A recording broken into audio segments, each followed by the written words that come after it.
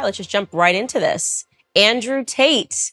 Long time. I know, it's been a very long time. Very long time. Actually, I met you downstairs at the Ritz. Correct. George and I were engaged at the time. Yep. And I probably was very swept up in George and barely got time to talk to you. But I do remember you being very polite. So it's interesting to fast forward to today, and you were very much in the UK circuit. Yeah.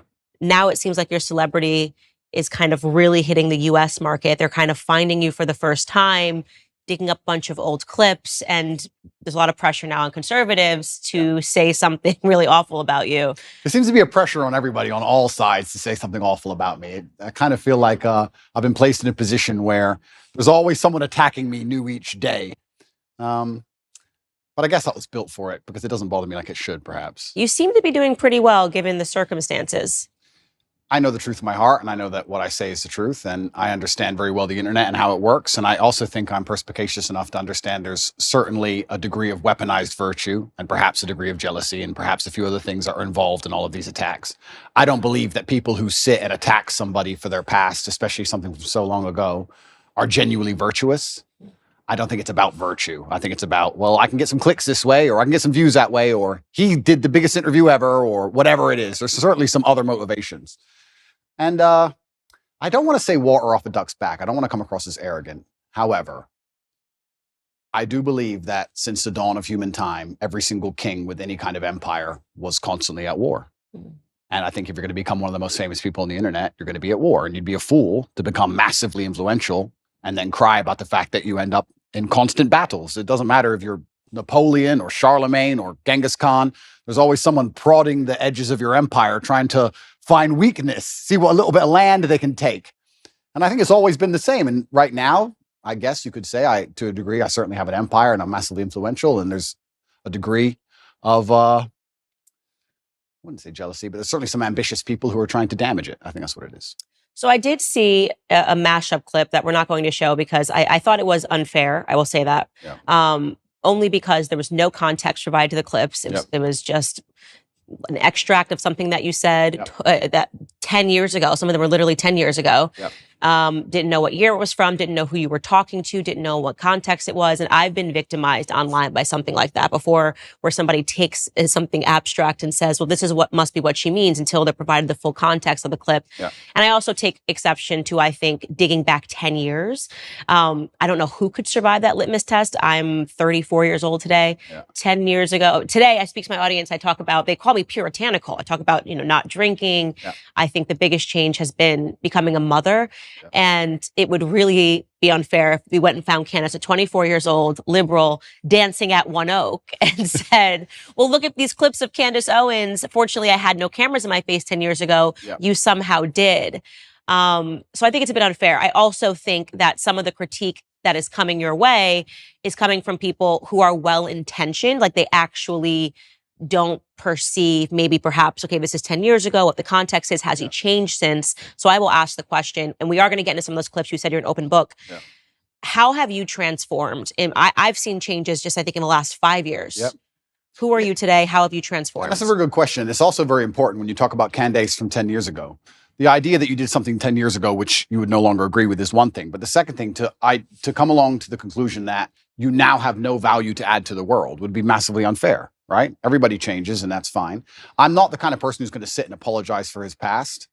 I believe all's well that ends well. I believe we're humans and we grow and we learn. I'd be a fool and I'd be disingenuous to sit here and pretend I was sorry for something I did in the past. And I'm not going to do that. I'm going to be very honest to everyone at home. I've talked at length for a very long time about my history and the fact I used to run a webcam business, and I don't feel guilty for that. I know that's maybe what they want from me. I don't feel sorry for that. I've never hurt anybody. It has nothing to do with my current criminal case. Everybody who worked for me was very positive. In fact, my number one supporter is currently online, and my best lifelong friends and some of the letters I got in jail were from people who worked for me at that time. And I had a business, and I'm not going to sit here and try and pretend that I feel guilty or I feel sorry for that. I'm from a low income background. I did what I had to do to survive. And truthfully, all in all, being very honest, I don't think what I did was really that bad. And I want to say that, and I know people are going to lose their minds for it, but I didn't sell drugs. I didn't kill anybody. I mean, what did I do? I found a gap in the market and I helped some people organize some accounts on an internet website. That's what I did. And they're going to try and criticize me and crucify me for the next 100 years because of it, because of clips that were made 10 years ago. I think it's disingenuous, and I don't think anyone actually really cares about the virtue of it, because nobody who was involved in my life back then is complaining about anything. I think it's just an attack on me. And certainly we learn and we grow and we change, but it's very interesting how hypocritical the idea of looking at somebody's life over such a long period actually is. I mean, we can look at Donald Trump, right? Who I'm a fan of. I guess I know you've had your ups and downs with him, but in the conservative sphere, he's pretty well respected. Donald Trump used to own the Miss Universe pageant. Are we going to criticize him? Are we going to crucify him? What about the girls he had in Miss Universe who decided to go on and do Playboy magazine? Is he a bad person now? Why? Now, that's not Christian values, right? People are messy and life is messy and nothing is completely clean. And this idea that you're going to find somebody and 10 or 11 years ago, they did something which might even be slightly distasteful, not even illegal, and you're going to crucify him forever. I just don't believe that's genuine virtue. I think it's just an attack. I do think what's happening right now is they are wrongly conflating you having run a webcam business, however long it was ago, to the criminal cases happening in Romania. And this is why I interjected in my voice when people were saying, he's not a conservative, he's not a Christian. I don't understand why Christians are giving him a platform. And I'm very sorry to interrupt. I'm very sorry to interrupt you. But yeah, I will say right now, I would never consider myself a conservative from that standpoint. Right. I'm a rational actor. I'm a reasonable person. I'm intelligent. I use my brain. And I guess that makes me align with many conservative issues overall, because the other side have lost their minds. I don't wake up and stand there as a conservative figure. I don't consider myself a conservative figure. I've just ended up aligning with them on a lot of core issues because I'm a forward-thinking, rational person. But I'm certainly not I don't stand up and say, hey, I'm a conservative. I'm not interested in whether the conservative want to embrace me from that perspective or not. I have no interest in that. I wasn't even particularly political until my recent debacle, where I realized a lot of things about the world and how avoiding politics will not save you, unfortunately. Yeah, that's one of the things I pointed out. I said, he's never said he was conservative. He is not identifying as a Christian. So why are we suddenly using that as whether or not a Christian, a conservative, can put him on a platform and talk about something that is relevant? And something that is relevant is whether or not you are being wrongly or unfairly persecuted by a government. Yeah. I have spoken on my platform after examining the charges against Harvey Weinstein. He's clearly not a conservative. He's about as far left as it really gets. Yeah. But that doesn't mean that I don't have an interest in whether or not he's guilty or not guilty, and whether or not he was persecuted because of a overtly political movement like Me Too. So I do not like that these things are being conflated, but I want to park that aside because we are going to get into your case and just stick with what you just said about the webcam business. So you say you don't have any guilt for it. I'm not sorry. I don't operate in that frame. I don't think it's an intelligent way for a man to go through life to say, I'm sorry. At a younger age, I did the best I could possibly do, and I did the best I believed at the time. And you grow from it and you learn. And perhaps there's times in your life where you look back and think, well, maybe I would have done this differently, because hindsight's always 20/20. But every rapper sold drugs. Like, you get to a certain stage in your career where you no longer sell drugs and you don't do it anymore. But that's part of the life journey, and life's messy. And I'm not going to sit here and apologize to any conservative who wants to sit me down and try and give me some moral high ground garbage. I'm not going to listen to it. I had a very rough upbringing, a very tough life, and it could have been so much worse in so many ways. I've done nothing illegal. I've never hurt anybody. Everybody who was involved in my life back then are massive supporters of me. And I think it's very hypocritical for someone to sit, look at a situation they were not involved in and don't understand, look at old clips taken out of context, and then tell me and a whole bunch of people who were in my life who were all perfectly happy that something bad happened and something wrong happened. I don't think that's genuine. And for that reason, I'm not going to sit and be preached to by these people who are imperfect themselves. Everybody's imperfect. And another thing that's really important, we talk about Christian values. I also think that I find it very interesting and ironic that I'm somehow the problem, and these Christians feel like they need to come and attack me now in the name of Christian values. I think Christianity has much bigger problems than Andrew Tate and some old clips. I think they have much bigger problems that are happening in their churches on a daily. I think you can go to a Christian church in a lot of America and be very disappointed in what you've seen. I don't think I'm the problem with Christianity. And yeah, it's very interesting. But there was a webcam company, and I've talked about it at length on many different podcasts. I had a business. Many girls on there were perfectly fully clothed and would paint pictures or sing and dance and laugh. I've talked about this at length. I've had nothing to do with it for 10 or 11 years, and nobody was ever hurt. And I am not sorry for it. I don't see why I should be. Okay. So the way that I read you, and you can definitely let me know if I'm wrong, obviously, because you are you, is that people that don't come from a lot, me and you, Yeah. um, obviously have different decisions that lay before us in life than people that come from everything or people that come from a very stable household, two loving parents. And this kind of gets into the dilemma. I remember years ago, Tommy Lahren had said something. She's a political commentator in the US, had said something to the effect of, well, Jay-Z used to sell crack. And he sort of laughed. And he probably did. And he did. And he sort of laughed this off. And I remember looking at that because I looked up to Jay-Z's music so much, and I looked up to him because it made it possible for me to change my circumstances. You're looking at this guy who comes from nothing. He came from the projects. He sold drugs, and then he doesn't have to sell drugs anymore. And he's now talking about ideas and talking about business. So I was able to more closely understand and go, okay, I can actually climb out of these circumstances, even though I wasn't born, with a ton of wealth and a lot of opportunities that some people were. Yeah. And I think it's very difficult for people that don't come from nothing to understand that. And they're so sure that if they were in desperate circumstances that they would still never do anything. But this is their massive mistake. And you're right, but this is their massive mistake. The reason I have such huge affinity with the youth of the world today, especially the masculine youth, is one, because a lot of them are disenfranchised, which is one conversation. But two, also the reason my reach is so global, the reason I have so many fans in Slovenia and Southside Chicago, and I've had kids from Ulaanbaatar come up to me, Mongolia, all around the world, is because I speak to the disenfranchised, and part of that is always going to be, or is going to involve, financially disenfranchised. I'm someone who comes from absolutely nothing and made himself into something. And unfortunately, there's a rocky road sometimes, like you just described with Jay-Z, to get that done. But if I would have been born into a perfect family, like you said, two loving parents, family was rich, white picket fence, and I was saying all the same things, then they wouldn't have the same affinity. So if you look at even a lot of superheroes, you look at Batman, he's a flawed person. And I think the reason I'm seen as a hero and the reason I have the fan base I have is because to a degree, I've always been a flawed person and I'm not a perfect human and I don't want to be. And I think that actually adds a lot of credibility to my character as a whole, that I've become the kind of person who believes he can add value to the world. And just like you said with Jay-Z, he changed. And the biggest thing for me personally, though, truthfully, and I want the whole world to understand this, I've been forensically analyzed by multiple different federal agencies from different countries for the last 17 months, analyzing every aspect of my entire life across the last 10 to 15 years. And what did they find? An old YouTube clip? That's the worst they could find. No sexual perversion, no drugs, no genuine criminal acts. They found something semi-immoral in a YouTube clip. And I would actually challenge anybody who wants to throw stones at me to go through the same level of scrutiny I have been under. And let's see what they find in your life. Because I guarantee anyone who's watching this right now, you sit there, you have a secret in your closet. You have a skeleton that you don't want anyone to know about, and they would have found it. So what's the worst thing that they found about me, considering I've been the most attacked man in the world for 17 months? An out-of-date YouTube clip? An out-of-context YouTube clip? Is that the worst? I think it's crazy that people aren't even sitting there and going, okay, this guy's been absolutely attacked and from every single angle, and this is the worst they could possibly drag up. Right. No, I agree with you.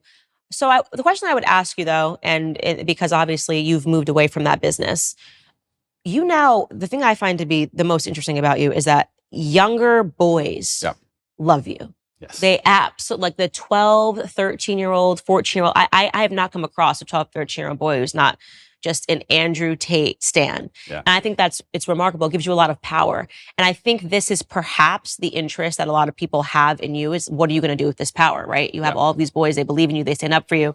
And that is why it becomes important to state, I'm not sorry that I lived this. I don't think I would say that I'm sorry for anything decisions that I made when I was young either, because this is the deck of hands that I was given. What do you want me to do? Yeah. But at the same time, I do try to, now knowing that I have such a following of a lot of young ladies that follow me, say like, listen, I did the idiot stuff, so you don't have to. Power and responsibility go hand in hand. And that's the thing that's so interesting, these out-of-date clips, and they want to talk about these things from 10 years ago. At the time when I was talking to camera, those videos were made for private circulation initially. Secondly, I wasn't trying to educate the world on anything back then. I didn't have the kind of power and influence I have back then. The way you say something to a video which has 50 viewers has to be different than the way you say something to a video that has 50 million viewers. Mm-hmm. Power and responsibility absolutely go together, and I understand that very well, and I understand the power I have.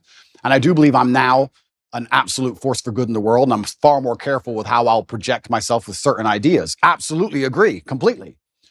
But that's the thing that's even so crazy about all of it. These old videos that everyone's so concerned about wouldn't even circulate if my haters weren't constantly trying to use them against me. They'd be disappeared into the history of the internet. I don't know where these things come from. I don't know where they were found. I don't know where they are. It's kind of crazy. A lot of people are making all these constant attacks on me, and I don't watch a lot of it. I'll have to be honest with you, Candace. I don't watch all of it, but a lot of the videos are so outdated. The only reason they even exist now is because my haters are so desperate trying to take me down. They don't have any concern for them being seen because they wouldn't be circulating them otherwise. So yeah, absolutely. Power and responsibility go hand in hand.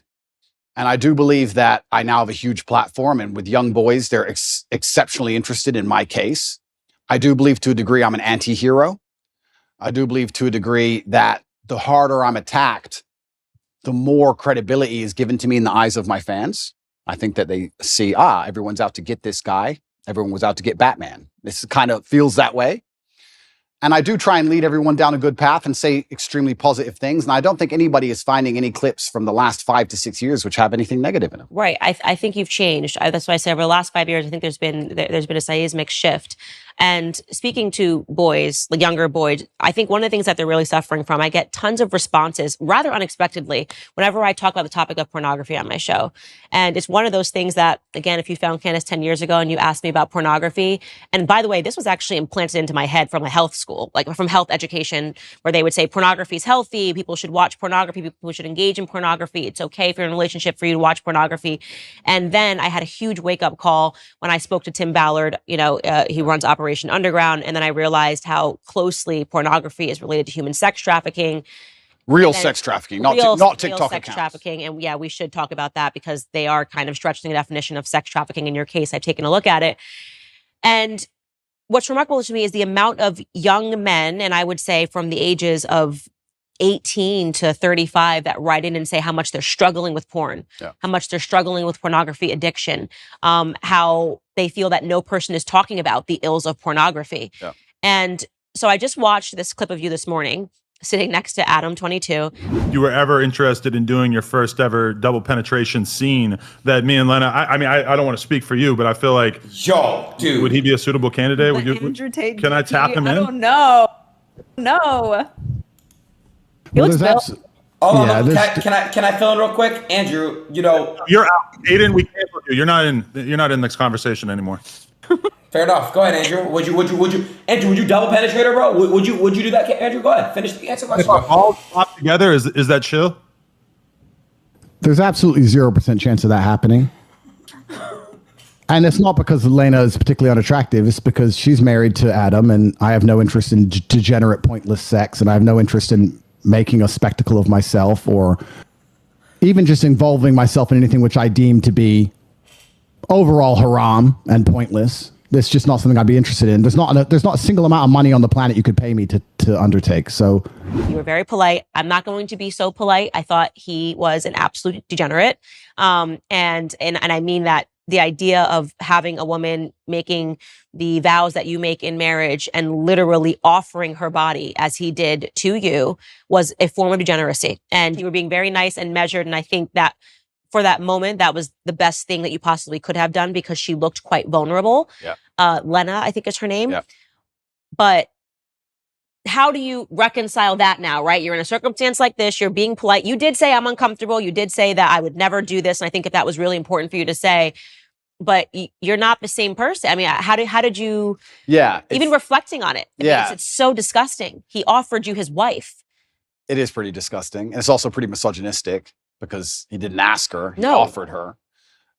I felt sorry for her, so I was very measured with my conversation with them because I felt sorry for her. I could tell she was nervous. She was swinging on the chair back and forth. She didn't want to be there. She felt extremely nervous. And I think that only a coward would berate a very nervous, very scared woman, even if she did something which I personally disagree with, even if I think Adam is personally, he doesn't align with my morals, because she was so nervous and because she was so almost afraid she looked. Mm-hmm. And I think she expected me to go at her hard.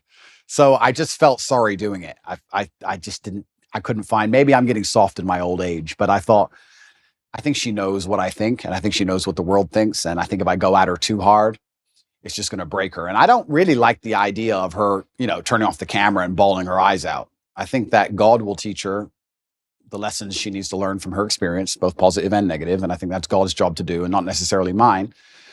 But yeah, it was certainly uncomfortable, and it shows how degenerate the world is becoming.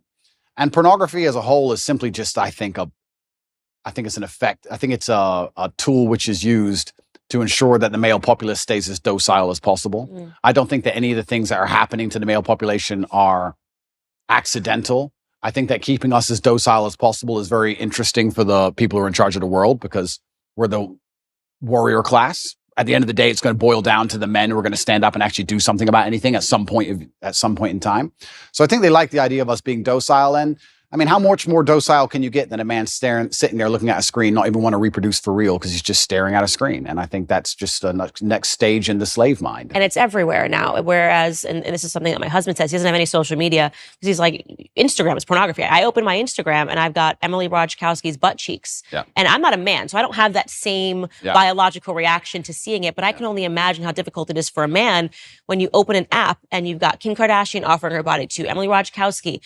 Even if you're walking down the street, I've realized even how desensitized I've become to pornography, because you see an ad for Gucci and for whatever reason, she's got to be completely naked while she's holding the bag. I remember in my lifetime, there were music videos that got censored or banned or can only be played after 10 or 11 at night. And if you watch them now, you'd be like, what? For what? What is that? A bikini? Like, it's nothing. It's amazing how quickly it has degenerated. And yeah, absolutely. And we're all degenerating with it. Like I've realized the fact that I don't have a reaction to seeing the half-naked woman holding a Gucci bag means that I have been desensitized to pornography. And I can only imagine what that does to men. Oh, completely. And but this is what the powers that be want. They want to make sure that the male populace is as docile as possible. And they do that with a large array of weapons. And they do that with a web of tools. And I believe that I'm the counter to that, which is the reason I ended up attacked in the first place. But unfortunately, when you buy into the slave mind programming, you not become the kind of man who can easily attract a woman, because you're not attractive to females as a whole. So how do you satisfy yourself? You end up sitting there staring at a screen, and they convince you that's a good life to live as a man, and that's perfectly fine and perfectly normal.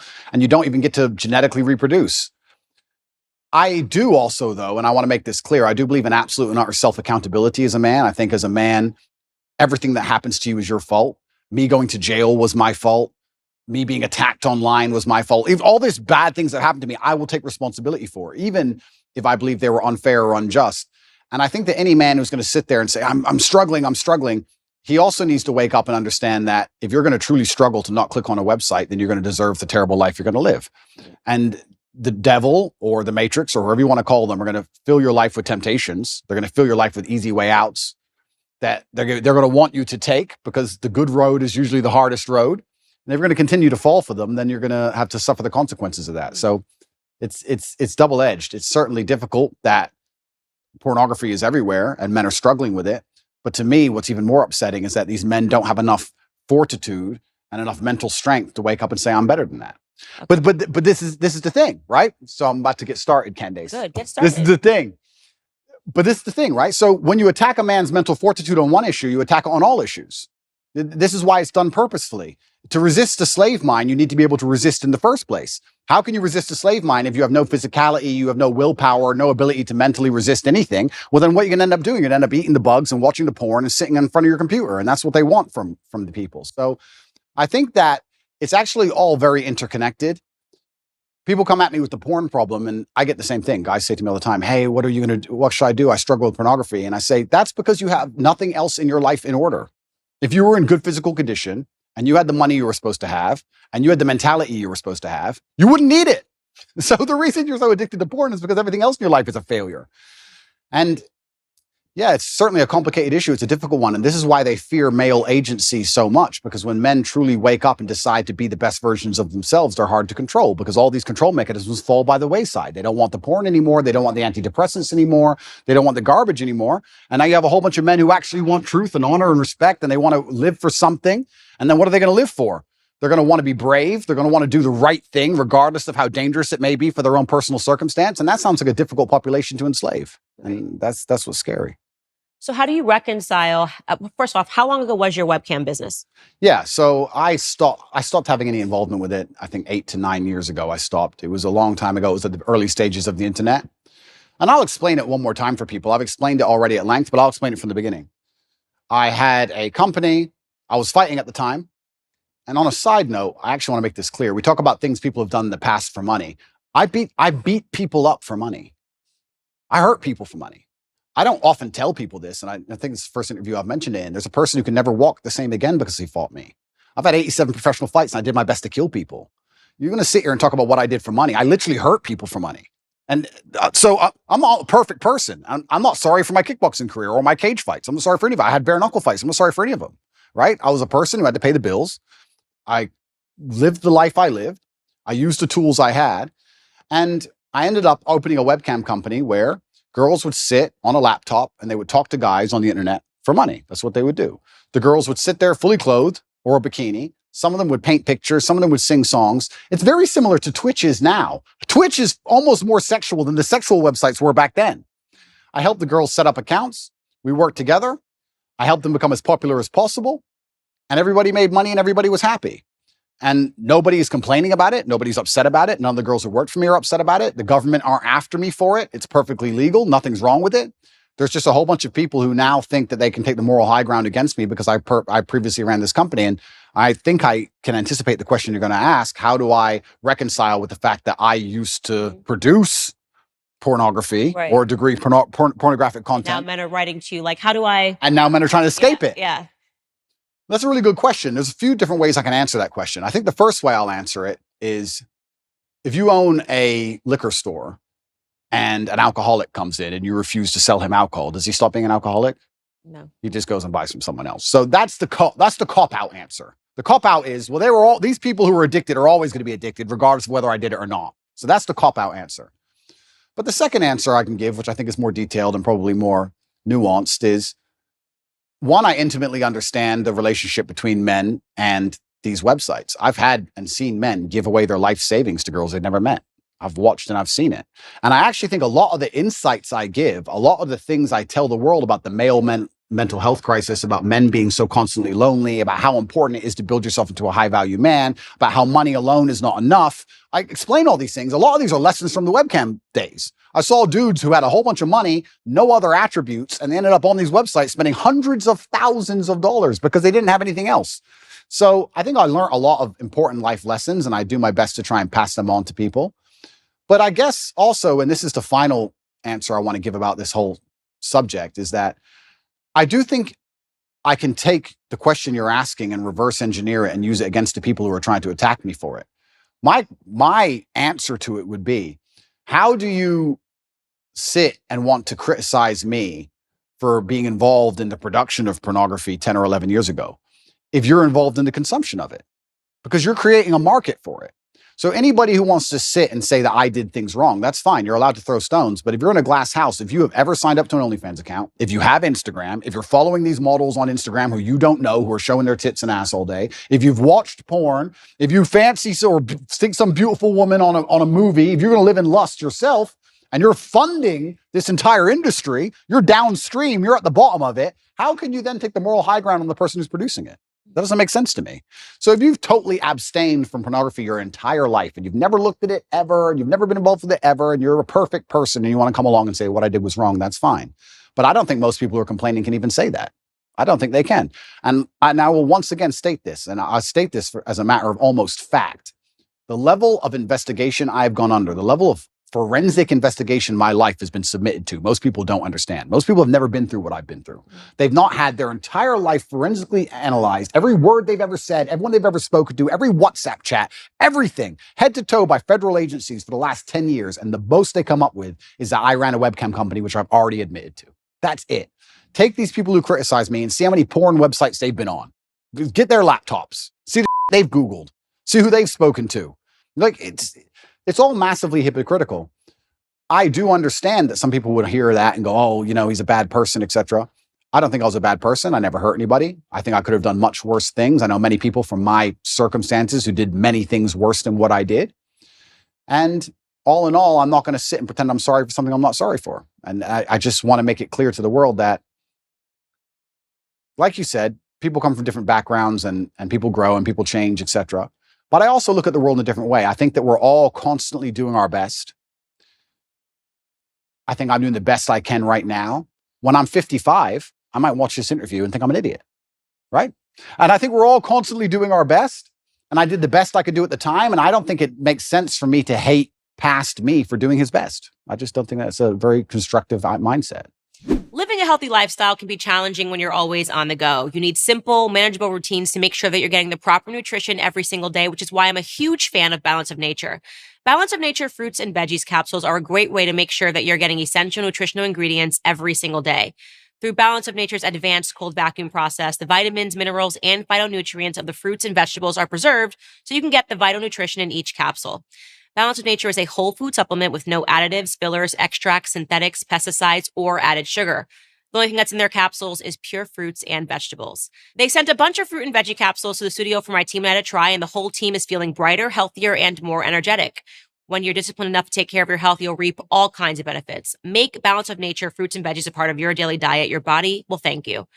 For a limited time this summer, when you become a preferred customer at Balance of Nature, they're throwing in a free fruit and veggies travel set and giving an additional $25 off your first order.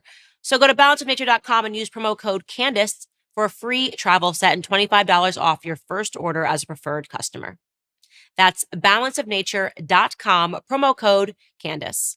Yeah, I think it's really important for conservatives, people that identify and say, I'm a conservative, to recognize that it's not people that are perfect that are bringing people over to our side. I was not brought over to conservative principles by people preaching at me and telling me how perfect their lives were. It was actually people that were much more broken that led me here. Which is fascinating. I got interested in business because of Jay-Z. Yeah. I criticize him all the time now about things that he does. But I got interested, in Kanye West, him doing a Christian album and things of that nature. You need people that are flawed. You need people that are real. This is the thing. I'm not particularly political. I didn't consider myself particularly political, but it looks like I'm kind of ending up there. And like I said, I'm a realist, which puts me on the conservative side, and I'm not stupid. And I understand very well about the world and propaganda and what they're trying to do to us. So you end up being a conservative by default. But you're a real person if you have flaws.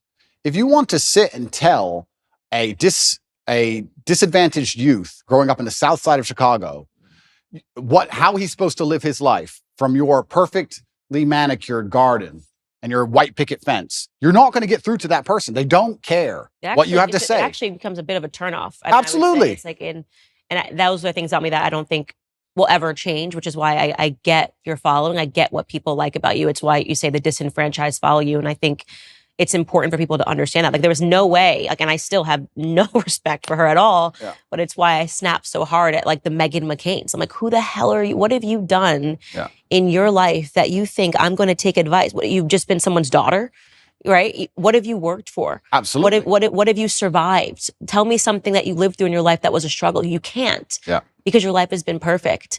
And so I think it's so foolish to think that I'm going to take a lesson, that I'm more likely to take a lesson from a Meghan McCain, who I don't even think is a conservative. I think she's just a rich girl and got rich in way worse ways than you got rich. What was daddy doing overseas? Yeah. And that's a really amazing point, because we can also look at that, right? Conservatives will sit here and attack me.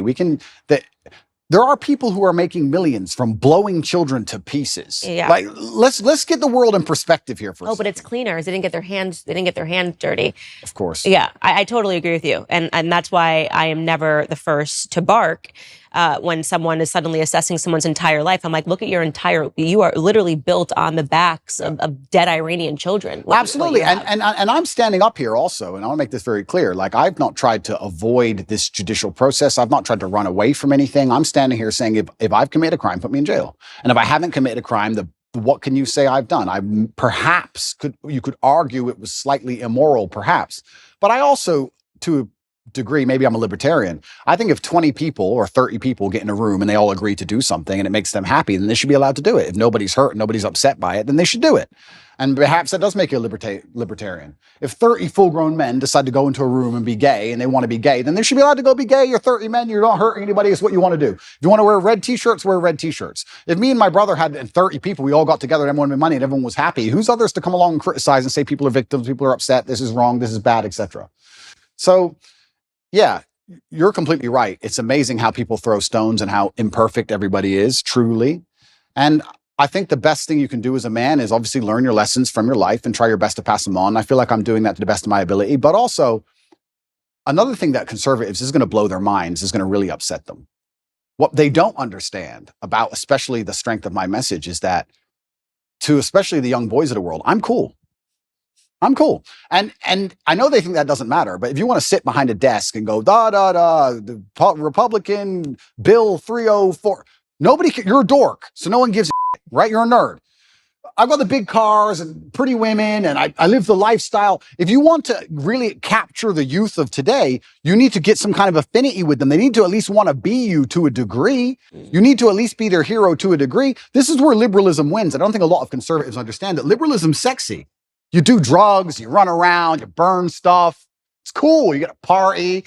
Because what do conservatives do? Stay home, stay home, stay home. It's boring, right? At least what they don't understand is that conservatives will sit there and go, he's a terrible role model because he has all these pretty girls in this fast car and he's a materialistic. That's the reason I can actually help the world. That's the reason young boys will listen to me. You said it yourself, 14, 15-year-old boys, they'll look at my life and go, okay, I want to listen to this guy. They don't want to listen to me if I sit behind a desk and read Republican Bill 308. I don't read that crap. I don't know. And they don't care. I agree with you. I mean, I think one of the criticisms that I faced was that I care too much about culture on my podcast. I'm like, culture is interesting. Culture is what is changing minds and changing hearts. 100%. So if you don't want to compete with liberals in the cultural space, then what are we doing this for? 100%. Right? What do you think the young kids, do you really think that they're, like you said, following a Senate bill that just hit the desk? Or do you think that how you convey that to them and how you're talking about ideas actually matters and culture matters? And it's something that conservatives gave up many years ago. And they wonder why they lose. And then we call it... Trump was cultural. Trump was cultural. Yeah. Trump was fake news. Yeah. Trump was a hero. And to be a hero, you have to be attacked and you have to be an imperfect person. And that's the reality of the world. And culture is super important. And you're right in regards to conservatives giving up. I'm trying to think of conservative culture now. I mean, I like to think that we're making degeneracy unpopular. I like to think that there are some good voices out there that is making God cool again. I actually like to believe the pendulum is swinging. I do believe it. And I see it online. And it's a combination of so many small things coming together almost in perfect timing. But it is cultural. You need a cultural shift that moves away from this insanity. And you're right. If you just want to sit there and just preach, nobody's going to be interested in it. And I also think that especially in the masculine realm, I can't talk for being a woman, but I can talk for being a man. In the masculine realm, we certainly like to see people lead by absolute and utter example. Because traditionally, we would be following our commander or the man we respected into war. So we'd like to know he can at least fight. You like to see he's at least brave. You like to see him lead by example.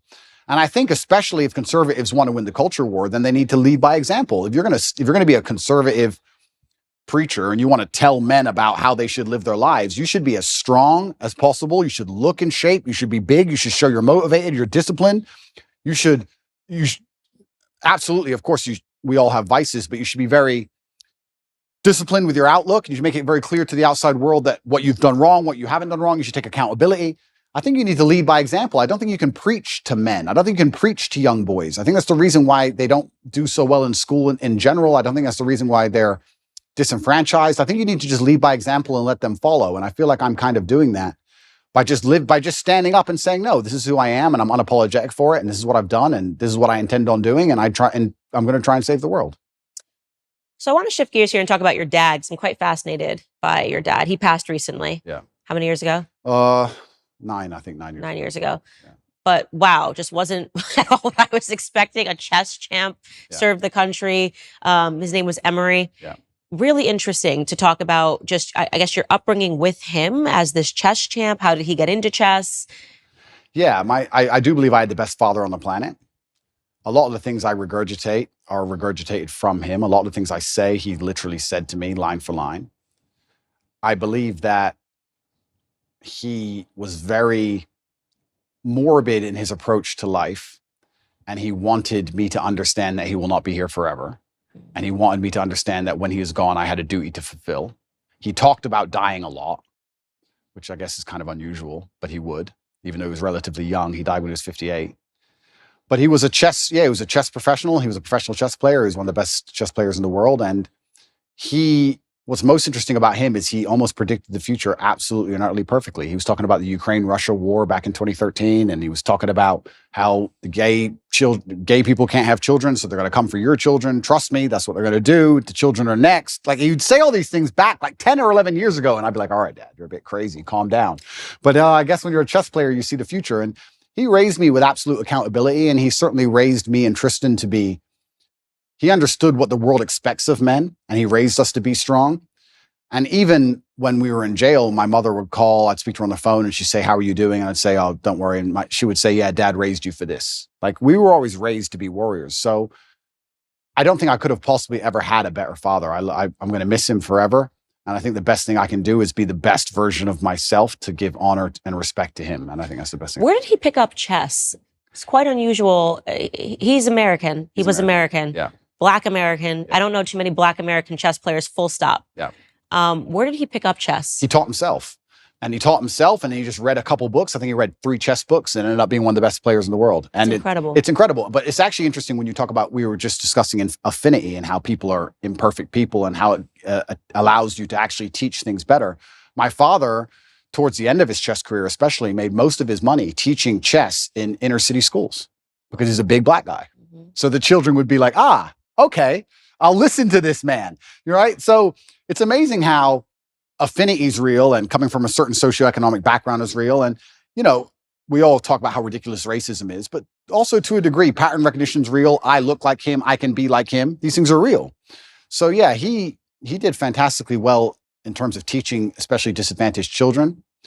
And he taught himself, and I wish I had his mind. I'm not nearly as intelligent as he was. I wish I was. You gotta be real smart to be a good chess player. You've got to be better than smart. I actually think you go beyond the realm of smart into I wouldn't say he was on the spectrum, but you certainly get to a new level of socio interactions. Do you understand? I'd go to chess tournaments when I was a kid, and everybody there would be a world level chess player, and everyone was a bit strange, a little bit.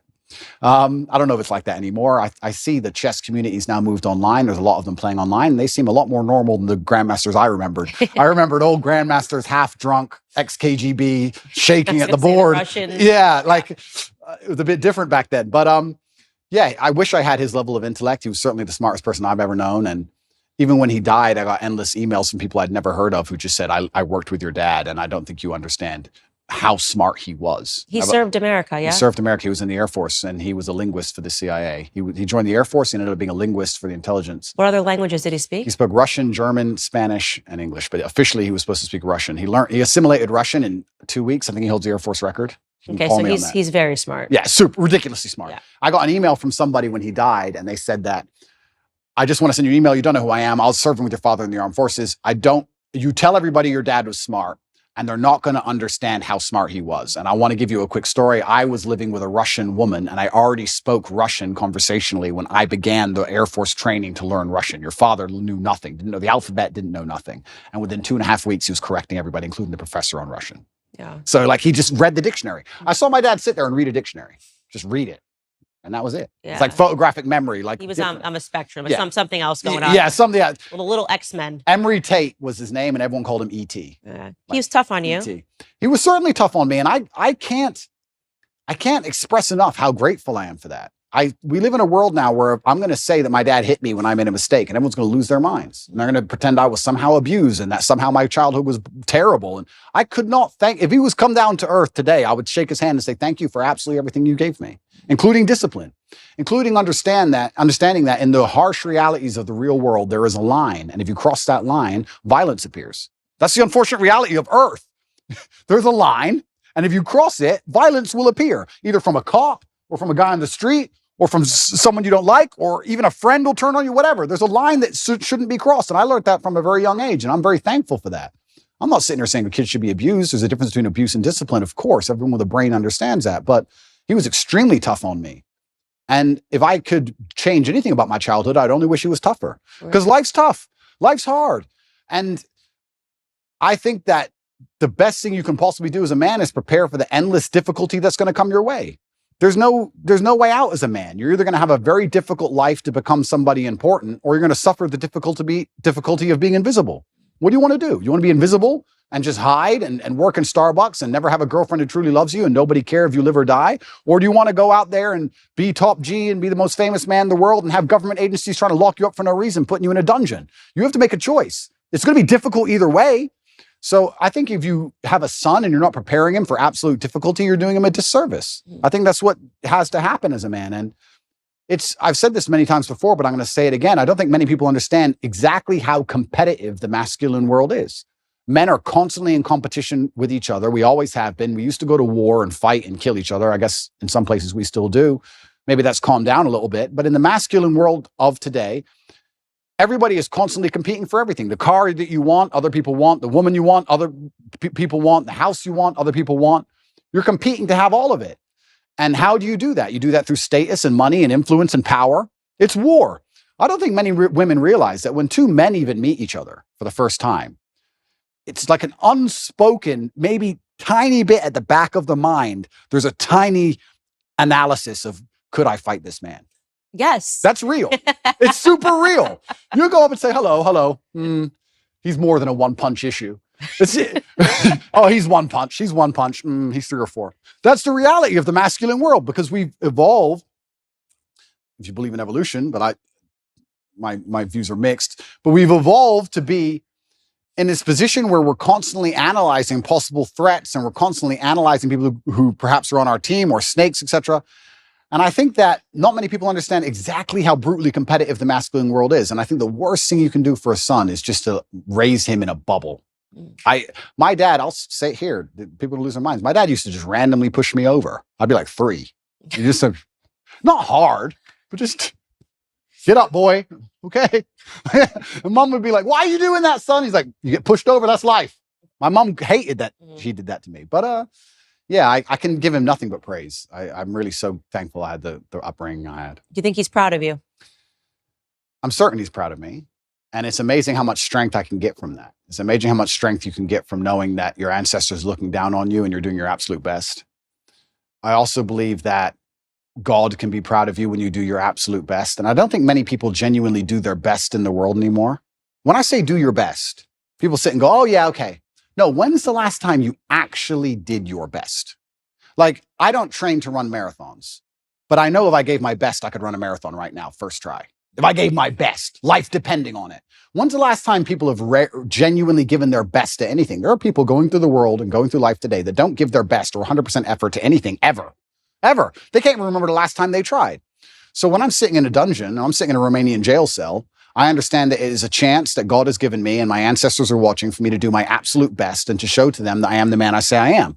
You can't become the most famous man in the world for mental resilience and God not test your mental resilience. I think that would be a very amateur way to view the world, that you can now become one of the most famous men in the world who talks about mental discipline and mental resilience, and God's not going to test it. I think God's going to come along and say, okay, you want to be Mr. Famous. All right, let's see what you have.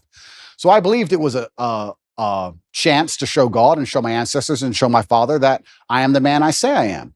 And it's amazing how much strength you can draw from that, because I don't think many men especially understand that even if you don't have the strength to be a hero for yourself, you should have enough discipline and enough honor to want to be a hero for somebody else. And if you have other people you truly respect, you should want to be a hero for them. And I think that's the masculine imperative. If someone's going to attack your wife, that's when you become a hero for her. You have to. What kind of man are you if you're not? And you can apply that to other things. If you apply that to your ancestors, or you apply that to God, or you apply that to your beliefs or your core principles as a man, then you can be a hero anytime you want. So it's so funny that you say that, because it really does. Everything goes back to biology. I think about this all the time. No matter how much sociology is behind everything, telling men to act like women and women to act like men. At the end of the day, women want a masculine man, and when they don't have a masculine man and they beat their man into submission, they're not attracted to them anymore. When it's a tail in between, it's just not attractive anymore.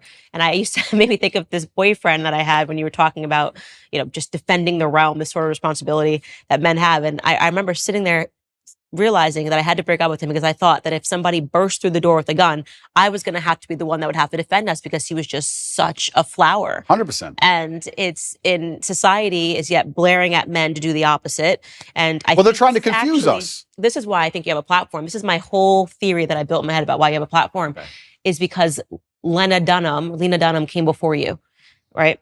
And I think that for years, men were told to act like sissies. Yep. Men were told to put your tail between your legs. That was the message, the agreed upon message that came with, Hillary Clinton running, the Me Too movement, all of these things where men were basically told that if you have a masculine instinct, you're guilty. Yep. And then inevitably, because there is an equilibrium in this world, because there was Lena Dunham's, because there were the Taylor Swifts, because there was the Girl Squads, eventually what would have to happen was that it was going to have to be evened out by someone saying, no, F that, be a man. Yeah, and I don't feel guilty for being a man, and I don't think any man should. No, I don't think so either. And I think that the most annoying thing about all of this is just how genuinely hypocritical it is. Because there's all this feminine movement, and we don't need men, and men don't matter, etc. That's Music too, men ain't the whole, it's a agreed upon message that men suck. Absolutely, and it's only in the most favorable possible circumstances where females will say that. And that's what's so disingenuous about it, because as soon as things actually begin to get hard, the closer we get to the realities of life, the closer we get to the unfortunate circumstances of the world, and they exist in many places, the faster you'll see people look for traditional masculinity to protect them. So it's not even like it's a genuine belief. That's what's so upsetting about it, is that it's just, I don't know if these people are delusional or if they're deliberately hypocritical. I'm not sure which one it is. I think they're brainwashed. I think it's a two-prong approach. I think it's the cultural messaging, and also in the education system, they're actively learning that this feminism is what you need to aspire towards. Like when you get out of school, women, you should want to compete with men in climbing the corporate ladder. Yeah. I actually think there's a mass brainwash that's taking place. Oh, completely. They want to neuter men. And the way you do that is you empower women to a point where they're now the dominant power, especially in the Western world. I believe we live in a matriarchy. I don't believe it's a patriarchy like we're told it is. I actually believe it's the other way around. I can't think of a single law that benefits men over women, but I can certainly think of some that benefit women over men. Mm-hmm. I think it's very dangerous to be a man in the world today. I think that if women want to destroy a man, it's extremely easy to do. We can look at my current scenario and situation I'm in, and many other men are in the same scenario. I can't think of many examples of a man falsely accusing a woman of something and her losing her entire life, where I can certainly think of ones the other way around. So, yeah, they want to turn men into eunuchs because their intention is to make us all slaves. And I say that, and it rolls off my tongue, and people just hear it and they don't actually think about what I'm saying. Their intention is to turn men into eunuchs because they want to make us all slaves. I want you to actually understand exactly what I'm saying to you, because at the bottom line of revolution has always been young military-age males, and they don't want them to have enough balls or enough forward thinking or even enough care for anything outside of themselves to do something about it. Another thing people don't understand is that a lot of these attacks and a lot of things they're trying to do with the culture, especially, they're trying to inject such innate selfishness inside of people that they don't really care about anything that happens outside of themselves. Because then it's very difficult to give a shit about your community. It's very difficult to have any kind of genuine care about your town or your country or an issue. No, they just want you to be self-absorbed, semi-depressed, because depressed people don't fight that hard, watching porn, living inside of your own mind, convinced that somehow you're oppressed for some reason, on the internet typing tweets. That's what they want you to do. And they're going to try and keep you there. And genuine masculinity, yeah, to a degree it's protective, and to a degree also it has parameters. You can't be a man who doesn't say no. You can't be a man who doesn't have standards for himself and for people around him. I've got labeled as ultra misogynistic because I believe that a man should have standards in his relationship. I believe a man should avoid dishonest people, male and female. You should avoid, if you're a dishonest person, if you lie, if you're going to deceive me, it doesn't matter if you're a man or a woman. I don't want to have anything to do with you. I was sitting talking on a panel show saying that women who are dishonest and promiscuous are not the kind of woman I'd ever want to associate with. And I was labeled misogynistic for that. So it's crazy how they'll attack you, and they'll attack you so violently and so endlessly and repeat it so many times in a bid to beat your soul down. That's what they want, especially from me. I truly believe I'm the number one prize for them to get. If they can get me to just give up. If we can get Andrew Tate to just give up, being a man's bad. Come on, Andrew, say it. And it's like, it's dangerous, one thing, but it's actually genuinely also sad. When I analyze the situation in the world we're in today, part of me feels sad that we've ended up in this place where the people who are in charge are so evil and their plans are so heinous and the consequences so dire that they know they can only implement them if they genuinely remove the warrior spirit from every man on the planet. Yeah. It's kind of sad. And the warrior spirit is really important. And it's something that I speak about a lot, that men need to go be men. Even in the capacity of my marriage, my husband needs his guy time. I need my girl time. Yep. The masculine and feminine, it's very important. The fact that my husband hunts and shoots and does these things, that's very attractive to me. Yep. To know that if the grocery store is faded away, that he could go catch dinner. Absolutely. You know what I mean? That he knows how to skin an animal. Absolutely. And they poison that. Look at the hunters. Look at the way they view hunters. They look at people in the South. Yep. This is why they know how to ranch. They know how to farm. They know how to survive on their own, which is why they start to poison that mentality, which is why I think it's really important that you're speaking to young men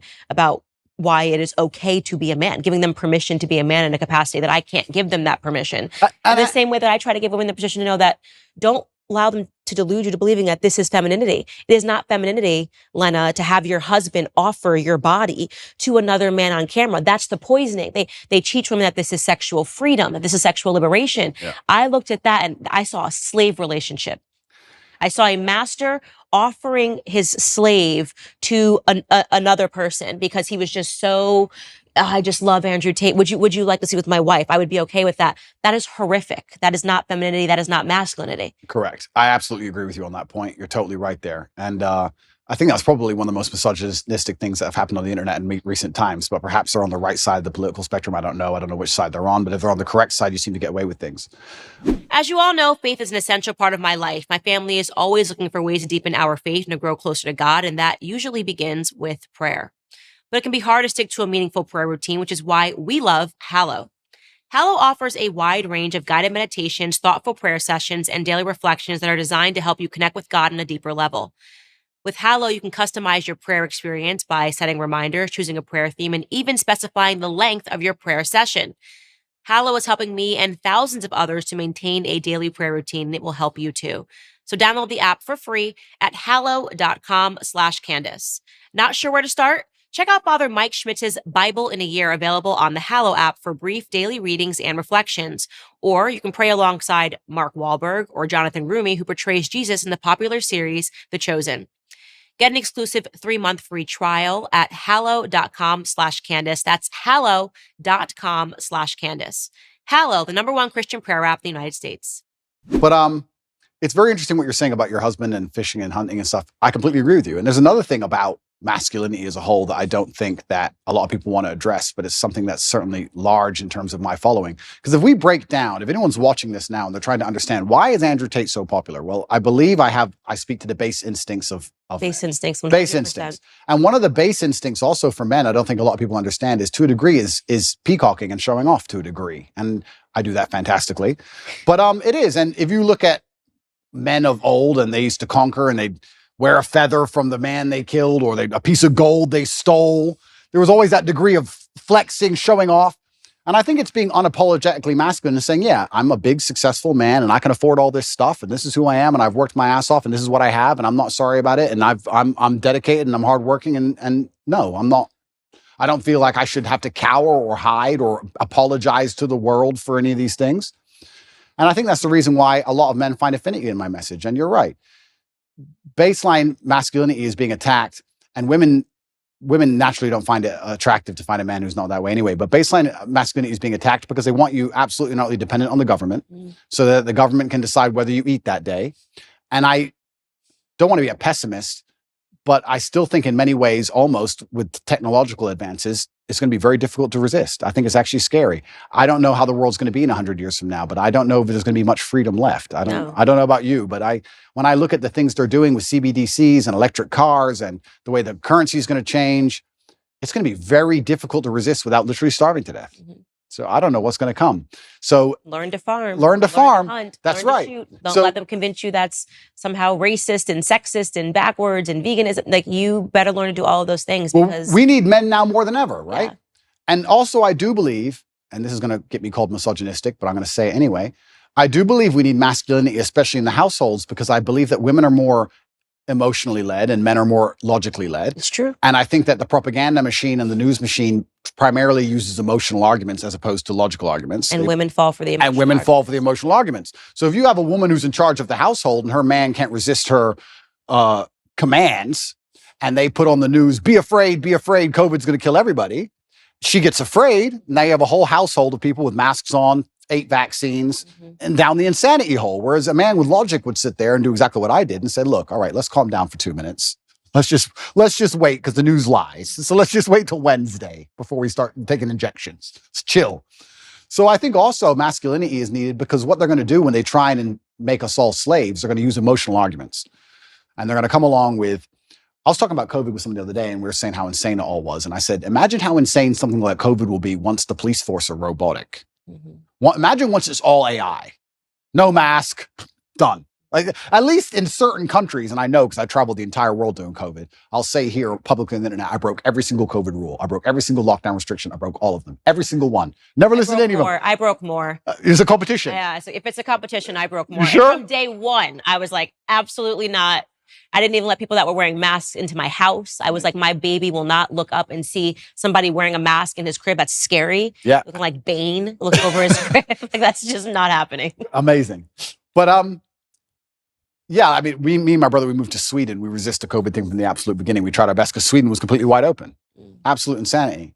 But yeah, even to the COVID thing, if you look at it, the emotional argument that was used and how they controlled the world, and they're going to use emotional arguments to control us with everything. I talk about the police force being AI. What they're going to eventually do is say, cops shoot people, humans make mistakes, cops are racist. We're going to give you robot cops that never make mistakes because cops are racist and cops can make mistakes, but these robots never make mistakes ever. And then once all the police force are completely robotic and they've removed all our weapons, you think something like COVID 2.0 isn't coming? You think you're not going to be locked in your house? You think they're just going to let you live in peace and walk around outside? Are you an idiot? And they're going to do all of this with emotional arguments. They're not That's going to why do it they with want a logic. matriarchy. Absolutely, because with a matriarchy, you can affect it with emotionality. You can sit there and say, the planet is dying. Don't you care about the trees? Give us all your money. And people will sit there and go, oh, yeah, I do feel bad about the planet. Okay, it's just an extra 18% tax. And they can fall for it. So emotional arguments are how you get your way with anything. If you put somebody in front of me, I can convince with an emotional argument. I can convince them almost anything. Almost anything. Logic is much harder to do. So we need masculinity even in the household. And I'm just talking about baseline masculinity of just the logic and the rock solid self-assurance to sit there and say, no, I'm in charge of this house. Let's all just calm down. Well, let's not get emotionally led by this news channel. And let's be very smart about what we do and how we react to things. And that's why it's under attack. And I think I talk about revolutions and I talk about men being the military age males who are going to eventually stand up, etc. But I'm not be doomsdays about anything. I don't want to get arrested for any accusations. But even just having a masculine essence in a household makes the whole household harder to psyop. I truly believe that. And I can just think of COVID, and I use it as an example because it's the most recent large psyop they've attempted on us, where the amount of people I saved personally, I must have saved 200 people's lives from that vaccine. Me personally, just because me as a man, they'd come to me and go, I want to travel. And I'd say, listen, I don't even have time to explain to you, but have I ever been wrong? No, don't get it. Okay. A year later, they're like, I'm so glad I didn't get that. I'm like, I told you. Like, it's amazing what a masculine essence can do. So that's another reason it's under attack, because if they can remove the masculine essence from society, well, now you have a society. Imagine a society where you can control purely with emotional arguments. We're almost there. We are in a matriarchy, and this is why they accuse me of being an internalized misogynist, because I'm able to think through and acknowledge the flaws of what happens in society when women get power. And if you want to know what happens, look around you. Women fall for emotional arguments the entire time. Show us a commercial, show us. It's so sad. And before they get to the rational aspects of it, they're already invested emotionally. And I think that virtually every societal ill that we are facing today is because of women. And I think the greatest recent example of that is the Bud Light controversy, because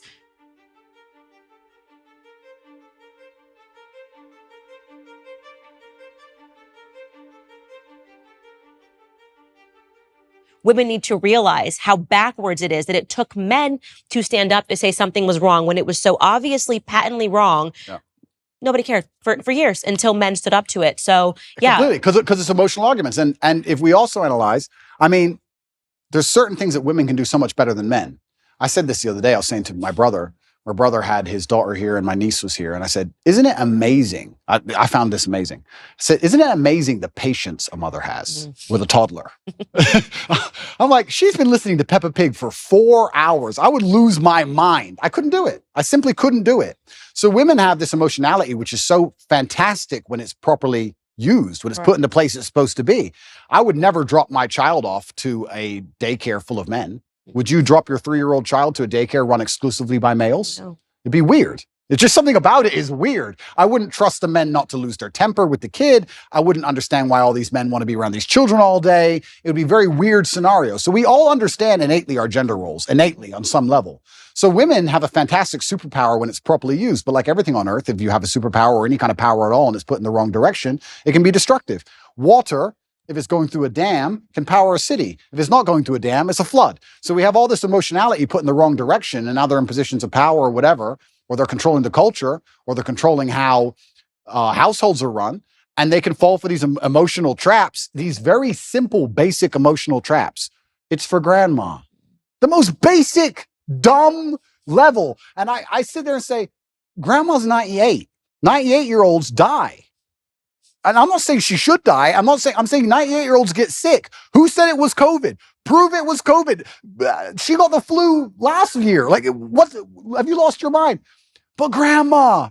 Which is funny because I think the average life expectancy is 73. So if they've made it to 92, they've done great. They've done great. Absolutely. And I said that, and people thought that that was so harsh and so mean. Because there you go. Harsh, mean, emotionality. Yeah. And emotionality is used against people, which is also why they don't like stoicism, is why when you have a man who's hard to emotionally affect, they also see him as a threat. Mm-hmm. I've had it from a lot of people. I've had some of the hate mail I've got, and I get a lot of, I probably get about 10,000 emails a day. I'd say about 9,000 of them are support and 1,000 of them are fervent weirdos. And the weirdos are like, you're a psychopath because all this is happening to you. You don't even care. It's like, they're threatened by the fact that I'm stoic. They're threatened by the fact that I won't cry and lose my mind over it. They're like, oh, he has emotional control. He's a threat, because then they can't lie to me. They can't psyop me. And they want you to be emotionally incontinent. And this is another thing they're teaching men. They're teaching men to act out your feelings. Well, why are they doing that? Because that makes you an emotional person and you're easier to control. They don't care that that damages society by extension. Because when you tell men to act out their feelings, that's why you get school shooters. That's why you get rapists. That's why you get murderers. Why does somebody murder someone? Because he's mad. He's acting out his feelings. He's not a very stoic person if he goes, I hate you, bang. Right? So they're teaching all this emotional incontinence in men, trying to pretend they care about society. It's destroying society in real time. They have no interest in actually preserving anything that's important about masculinity. And the only reason they're doing it is because that allows them to use emotional arguments. Now they can sit and say, okay, these men act out how they feel. So let's make them angry, and they might riot. And let's make them riot on this street. Let's leave some bricks on this street. You understand what I'm saying? It's all absolutely and utterly done on purpose. And it's kind of amazing to me that nobody sits there and understands the best way you can rebel against the slave mind and resist the matrix is just to be the kind of person who uses logic, is stoic, is emotionally controlled, is physically strong, because a strong body is a strong mind, who refuses to be told or labeled as something. You can't label me as a depressed person. You can't label me as some kind of disease or some kind of personality disorder. You can't label me a color. I'm Andrew Tate. This is who I am. I work hard for my last name. I understand what's right and wrong. I'm going to do my absolute best. And that alone in and of itself is an act of rebellion against these people. Society really started going down the drain when we started getting into mental health awareness. And this is maybe one of my most controversial viewpoints, but I say it over and over on the show. Everybody needs a therapist or talking about their feelings. The truth is that every feeling you have isn't valid, doesn't need to be explored. Sometimes you just have a wacky feeling and you need to just let it go.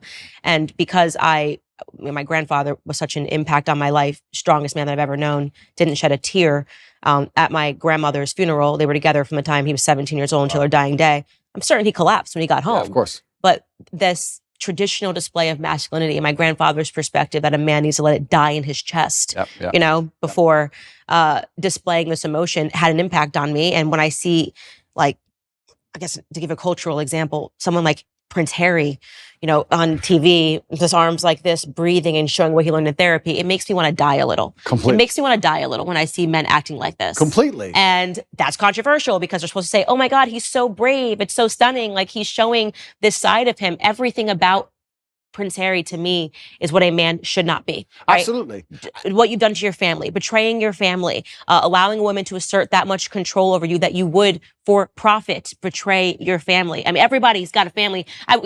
Everybody's got family issues. Don't even let me get started. But the idea of selling out your family and then going the royal family, selling out the royal family. And what happened, it's such a display of what's happened to men, what's happened to masculinity. He's giving up his guns. He's never going to do this anyway. It's all of it is such a public example of what can happen. The thing is, I know what's so interesting is I know how miserable he is. He's miserable. There's no way a man can be happy in that scenario, because I think masculine happiness comes from strength and to a degree excellence, and also comes from respect. Men want to be respected, and he doesn't respect himself, his family doesn't respect him, and his woman doesn't respect him. I know how unhappy he is, I know how unhappy she is by extension. It's just an unhappy, miserable house. He gave up everything and gained absolutely and utterly nothing. This whole therapy thing, the reason I believe they push therapy so heavily is because it goes into something I said a little bit earlier about selfishness. If you convince somebody that they have to spend hours and hours per week sitting in a chair talking about that feeling they had last Thursday in the kitchen. It's crazy. It's insane. Crazy. You want to talk about creating mental illness. There it is. This exasperates problems. This makes it worse. And it also builds this culture of absolute and utter selfishness. Excuse me, they're trying to put you in jail for the rest of your life effectively because they're going to enslave you and they're going to control all the money and they're going to make you get injections you don't need. Yeah, but I'm sad. I got therapy. I'll talk about it later. Yeah. That's all they want. They just want you to be so obsessed with how you feel in your own mind that you can't even look outside of yourself and care about anything. Right. It's part of the propaganda machine. It's part of the mechanism to turn us all into docile farm animals. I said this to somebody the other day. They were talking about how they feel. And I said, who cares how you feel? And he goes, well, what do you mean? Well, I don't care. You're telling me I know you and I don't care. So all the people who don't know you don't care. The woman you want doesn't care. You can't go up to a chick in a bar and say, you know what? Usually I'm really charming. Today I'm a bit sad. Can you give me a pass? Can you let me off? She'll be like, go away, weirdo. The chick you want doesn't care. The job you're supposed to perform at doesn't care. If the man who wants to mug you decides to pull a machete, he doesn't care. You can't say, bro, I'm not in the mood for a fight today. Tomorrow, please. Nobody cares. So why do you care? All the people out here in the world don't care, but you're going to sit there and you're going to carry the only person in the world who cares. You're going to walk around telling everybody, trying to find somebody who gives a shit. Good luck. Because what's going to happen is you're going to walk around feeling sorry for yourself, trying to find somebody who cares. You might find somebody who pretends to care long enough for you to get a little bit of dopamine. But all in all, you're wasting time in a hyper-competitive world where people like me who perform regardless of how they feel are just going to perpetually bury you. And then you're going to sit there and wake up and go, why am I a loser? Well, because when Andrew was sad, he continued to perform. When Andrew was in jail, his business didn't fall apart. He was doing push-ups every day. His body didn't fall apart. Nothing about his life degraded when he was in a jail cell surrounded by cockroaches. You're in a plushy bed at home, crying about what? And you expect the male world's hyper-competitive. So you're not allowed almost as a man to put that much importance on how you feel. You don't have time to care about it because you have too much to do. This is what I find so remarkable. If I feel sad, I don't think, how do I stop myself? I need to not feel sad. I just go to work. I got stuff to do. I'm a man. I have things to do every single day. This whole therapy garbage, I can't think of a way faster to ruin your mindset and destroy your ability to resist the perils of life than go into therapy. And the overdiagnoses of everything. It's like, you have this, you have that. And then people take that as an excuse to not ever have to get better. Oh, absolutely. You know, now I can be permanent because I realize that I've got this. I went to the doctor and the doctor says that I have this. And so that's the reason why I don't respond. I've got ADHD. I think now it's like 1 in 2 people has ADHD. And that's why I'm not able to focus and do my homework or complete a task or keep going to the gym every single day. I hate it. It's the self-fulfilling prophecy. It's a self-fulfilling prophecy. And I really can't think of a quicker way to destroy your mind than go to therapy. Part of me, if I had time to waste, Candace, which I don't, because I've been on house arrest long enough, and once I'm out of here, I'm going to enjoy myself. But if I had time to waste, I would love to go to start therapy. I would love to, like, imagine me, Andrew Tate. I'm going to go to a therapist, and she's not going to know who I am, and I'm going to sit there, I'm going to do therapy, and I'm going to do a video. I might actually do this. It's actually a great idea. I might do a video after each therapy about what bullshit it was. And just sitting there talking about, okay, when you were 8, yeah, what happened when you were 8? Because when in your childhood, not everything's because of my childhood. Not everything works that way. Like, it's so asinine. I've actually had conversations with therapists, I think twice in my life. I did a TV show in England, and I had to speak to a therapist. And then I think it was another TV show, 2 TV shows, I had to speak to these therapists. And I sat there and said, I don't believe in your science, because in math, 1 + 1 is 2. And we understand that. Whereas with what you teach, you can have a guy who doesn't drink alcohol because his dad was an alcoholic, and a guy who is an alcoholic because his dad was an alcoholic. So how can you have the same scenario and 2 completely different outcomes? She goes, oh yeah, but there's general rules we can follow. I said, then let's end the conversation. I'm not a general person. I'm I'm exceptional. So can we just stop wasting everybody's time here? Because all your general rules don't apply to me. I'm smarter than you. What have you achieved? Goodbye. I'm a world champion. See ya. Like, it's garbage. And I really do believe, I think there is this mass drive to instill the idea of absolute selfishness in people. I think they're trying to, when I really analyze the ideal citizen they want, the ideal citizen is yes, docile, and yes, he's eunuch, but he's also ultimately selfish, because then you don't care about community. And I think therapy is a fantastic way to make you selfish. Because that's all you talk about is, what do you talk about? Garbage. Yeah, why you have the right to act this way, even if you're Why acting like I terrible. feel, Yeah. why did I do? Well, you know, when I was 9, oh, get a life. Yeah, that's really Prince Harry's book, honestly. Is it? Yeah, I could only get past the first 2 chapters. I was like, it should have just been called Privileged. You know what I mean? And this is the thing. These aren't even struggles. And here's the thing. I think Margaret Thatcher said the best upbringing you can have is good parents and no money. Because you look at Prince Harry you can't talk about anything better for a perfect upbringing. Royal family, come on. It's not his fault, right? Royal family, fine. But he was supposed to have gone to the army. He went to Afghanistan and supposedly he fought, but obviously he didn't. He's the prince. Played Xbox. Of course, he just sat in the back. But if you don't give a man struggle, look what he becomes. Tell me the kind of man, if I were to say to you, imagine a man who's never struggled in his life. Physically, mentally, everything's gone perfect for him. He's born in the royal family, everything's been perfect for him his whole life. Is that the kind of man anybody respects? Is that the kind of man anyone wants to be? And struggle is subjective, right? So Prince Harry dealing with his current problems of his wife nagging, to him, that's full mental breakdown, right? My problems are obviously much larger, but struggle is subjective. To us, they're almost on the same level. But if you were to compare them side by side, they're absolutely nothing. So as a man, you have to build resilience, and you build resilience through going through something and building a tolerance to it. And this guy's had such a privileged life that he's ended up a miserable, depressed, unhappy person. So this is what's actually very interesting. When men come to me or young boys come to me and talk about something bad that happened to them, I said, good. Absolutely and utterly good. You should be glad that thing happened to you, because that's the reason you're going to be the man who can resist the perils of life in the future. If bad things don't happen to you, you're going to end up like Prince Harry. You do want to end up like that dude, do you? No one does. Yeah, exactly. So your life's going to be so easy. You're going to get to the end result and your wife's just going to wreck you. So you need to have all these bad things happen to you so you build the mental resilience. And that's another thing about masculinity and males as a whole. We're trying to take that all away from them in almost every regard. And it's kind of like, there used to be like rites of passage where a boy would become a man. That's all gone. There used to be this masculine, very healthy peer pressure to be big and strong, and that's all gone. There used to be, I don't want to use the wrong words. I don't want to get attacked for it, but men used to not pick on each other, not bully each other, but hey, you can't do push-ups, you're weak. We'd push each other in that way, shame each other to excellence almost. We still do it to this day in this house. Tristan's bigger than me. He's 10 kilo bigger than me, 6'4". I'm 6'3". I'm smaller. He'll bench 160, 170 kilo. I can only bench like 150 kilo. He'll call me a for 3 hours. Like, that's just how we are. So I have to get up and try again. That's how men are. Women are too. And that's what I'm really against. Sorry to cut you off, but I'm super against this parenting structure where you don't want anybody's feelings to get hurt. I'm one of 3 sisters. We're a year and a half apart. We tried to kill each other. You know what I mean? All I would do is call my sister. No one has called her ugly or more. You know what I mean? Yeah, I'm like, you're ugly, you're this, you're fat, da, da, da, da. That's actually good. Yep. You know, it makes you tougher. And when you see these only children who've never gone through anything, their parents told them they were perfect and wonderful. Yep. And I'm thinking, I wouldn't trade my childhood me and my sisters trying to kill each other, you know, every single day. Life's difficult. Over a t-shirt. Yeah, you know? and it doesn't matter how much money you have. Life is always going to be difficult. It doesn't matter how much you try and shelter your children, how rich you are, what family they're born into. Life is going to be difficult. And if there is no struggle in their life, they're going to find struggle, or something that shouldn't be a struggle will become a struggle for them because their life has been so sheltered. And life is hard. Mm. So if you can't avoid a difficulty, you may as well get very good at it. You may as well get good at difficulty.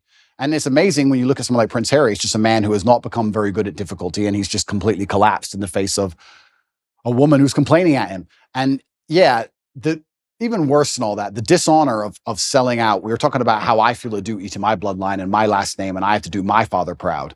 He's from the British royal family. And he had no honor. He couldn't even sit and say, look, listen. He couldn't even shut up for them. Yeah, literally. He had to sell out in a book. God does not smile favorably on people who make these kind of decisions. Mm-hmm. And I think that's why he's going to be unhappy for a very long time. And he's going to realize that it was never worth it. And what did he do it for? Money? You're from the royal family, my friend. You really need money that bad?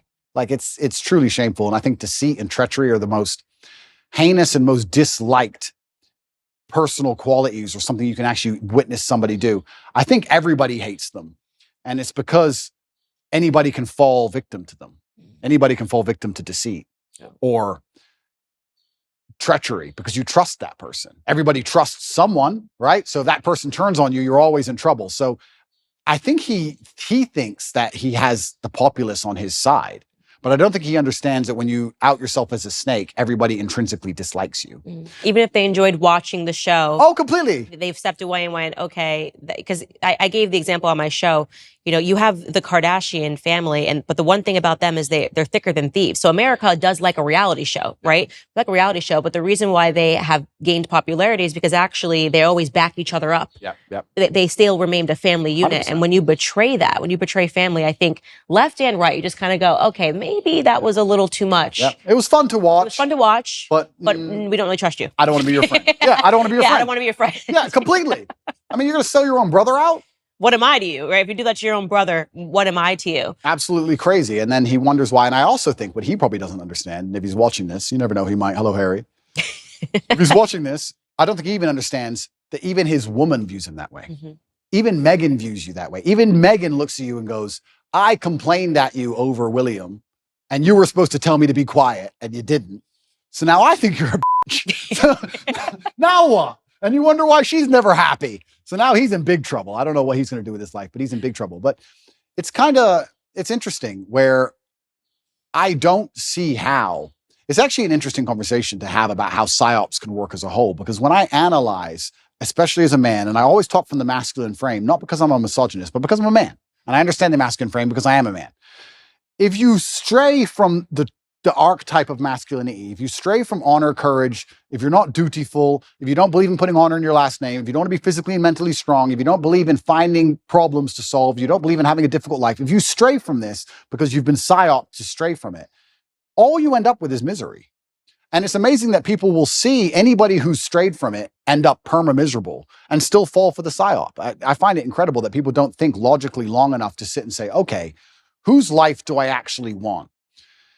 I would never adopt the thinking of somebody whose life I didn't want. I don't know why people even do that.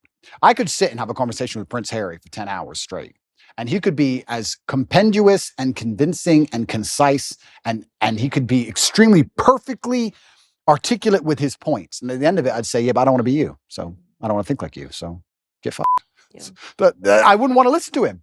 So I don't know why people don't even just wake up and go, okay, whose life do I want to live? What kind of person do I want to be? Who do I want to be like? That's the kind of thinking I need to adopt and install in my mind, because we're all being programmed by someone to a degree. And I don't think you can escape programming. You can just choose the programming that you are going to install inside of your mind. I'm not going to sit and say I'm not programmed. My father programmed me. My fight coach programmed me. The friends I have around me program me. My brother programs me. My social circle programs me. We're all programmed to a degree. You have to be very careful who you're going to allow give you the programming. Because if you put it up to society and culture, the current culture, as a man, you're going to end up like Prince Harry. Do you want to be Prince Harry? It's a big question. It's a big question. And the answer is no. Yeah, the answer is no. It's interesting what you said earlier about putting things back to biology, because a lot of human nature is certainly animalistically biological. And even if we look at Harry and Meghan and how they interact in their home, I obviously don't know, but I can almost guess to the T the arguments they're having. I can imagine him saying, I gave up my family for you. This is what you wanted. I gave you what you wanted. Why aren't you happy? I gave you everything you liked.